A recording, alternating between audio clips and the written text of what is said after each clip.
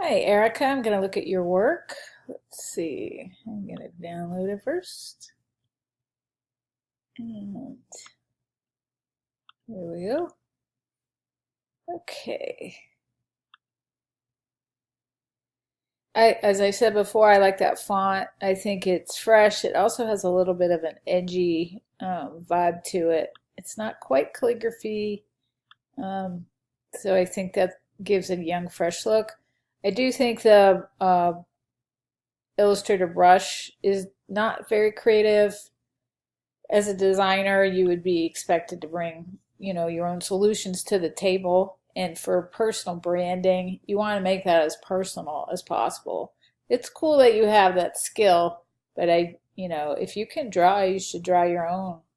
That would be so much more charming.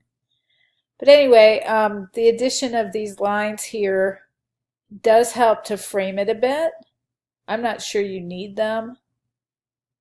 The leaves are such a strong visual signal.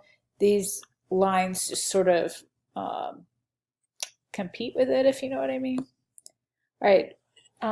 That said, it does work nicely within the identity guide to frame. However, you've got these long leaves anyway.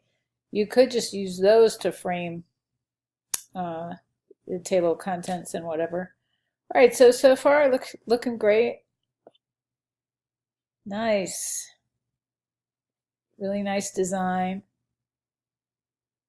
Weather Sunday. What a funny name for that font. It's beautiful.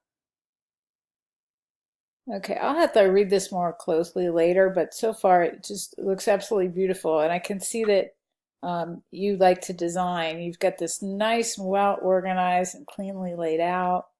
And by the way, I also love the font you chose to go with it.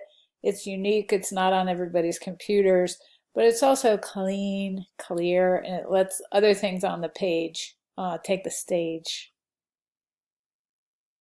All right, color usage.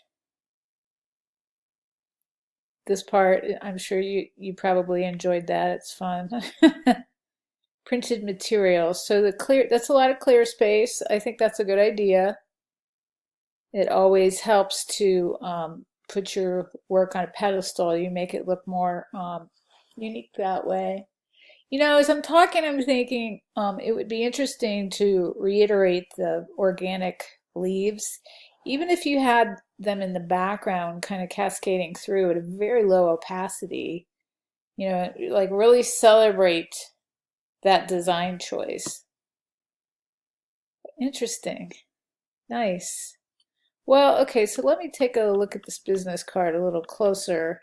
One thing you don't want to do is get type too close to a line.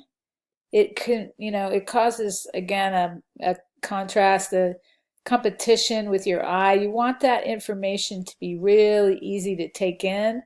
Also, you've got your name here really close to the logo. Consider pulling it down.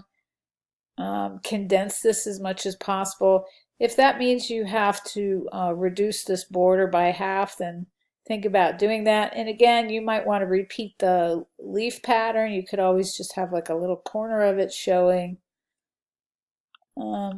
Same comment about the letterhead. You've got this sort of it's competing, the circle and the rectangle. As I said, you want to put your logo on stage, and then you also don't want to introduce anything new.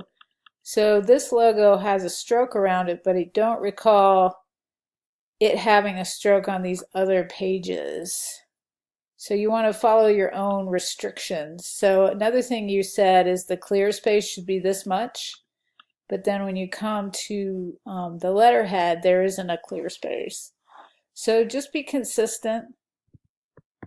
Again, don't put anything too close to the edges, and the clarity, the readability, that is the key of a business card, especially when you're just starting out. You want to make things easy for people. But overall, those are just a few notes. I think you've done a beautiful job, and I love that you chose an unusual size. and the design is very consistent, well thought out, great attention to detail. Let me know if you have any questions.